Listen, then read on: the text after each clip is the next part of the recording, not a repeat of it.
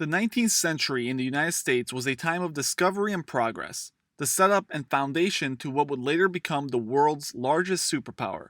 During this period, turmoil in the financial world was common, and the banking system in the United States remained faulty, with multiple panics driving people to pull all their assets anytime there was suspicion of a bank going under.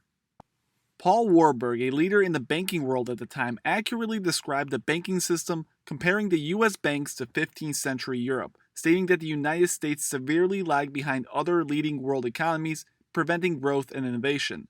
This problem finally reached a boiling point following the bankers' panic of 1907, better known as the Knickerbocker Crisis.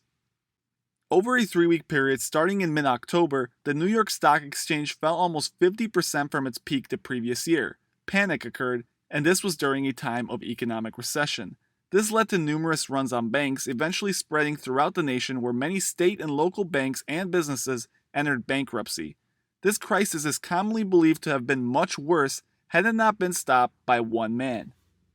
The King of Wall Street, a man whose company still continues to this day as the largest bank in America, J.P. Morgan. John Morgan was New York's most famous banker, and his companies still, to this day, dominate the American economy. As the founder of J.P. Morgan and Company, his banking business is the predecessor to common household names like J.P. Morgan Chase and Morgan Stanley, having controlling interest in a portfolio of companies that included AT&T, GE, U.S. Steel, Atlanta Life, 21 railroads, and many, many more renowned businesses. JP was one of the most influential people in shaping the modern American economy. Facing a complete financial collapse, JP convinced a number of other billionaires, including Rockefeller, to come in and essentially bail out the banking system, putting an end to the catastrophe. After the dust had settled, it was clear that the United States needed a system to prevent these events from occurring so commonly. JP led the charge, forcing the government to act, essentially inspiring Congress to form the National Monetary Commission, a group that would later lay the foundation on which the Federal Reserve was built upon. The United States Federal Reserve, the central bank of the United States, commonly referred to as the Fed. This powerful organization finds itself constantly in the spotlight for a variety of reasons, ranging from crazy conspiracy theories to the everyday economic news cycle. Infamous, with its seal printed on every US dollar in the world, this entity, according to many, holds the keys to the entire world economy. According to its own founding documents, the Fed had 3 simple reasons to exist: maximizing employment, stabilizing prices, and moderating long-term interest rates. Over the years, however, other roles were added, including supervising and regulating banks, maintaining the stability of the financial system, and providing financial services to the US government and foreign institutions. Now, some of those are very vague, and the full depth of what is and isn't within their rights becomes a matter of subjectivity, growing ever more gray by the day.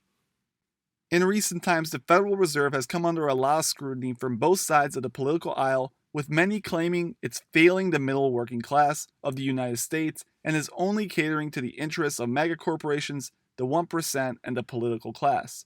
In The Case Against the Fed by Murray Rothbard, Murray argues that although a supposed core function of the Federal Reserve is to maintain a low level of inflation, its policies, like those of other central banks, have actually aggravated inflation.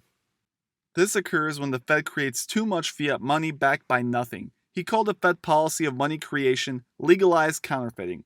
To show just how much the US dollar loses over the course of a lifetime, we will use a simple example. The average life expectancy for a US citizen is 79 years. $100 in 1940, after nearly 8 decades of inflation, is worth $5.57 in 2019 dollars. This means that over the course of a lifetime, a dollar loses nearly 95% of its value. This isn't exactly a success to many. There are many other factors that some argue make this effect even worse than what the stats show. Since the Fed calculates inflation using some pretty complicated math via the Personal Consumption Expenditures Price Index, some argue that the calculation is biased and doesn't account for many factors in today's modern economy, and the inflation rate is actually a lot worse than what the Fed claims. What to believe is a matter of debate, but the vast majority of economists agree that the US Federal Reserve should not be abolished. The experts overwhelmingly claim that it provides a net positive to the overall economy and helps keep America going, helping to maintain jobs, stock returns, and low inflation. Let me know what you think in the comments below, and make sure you hit that subscribe button if you enjoyed.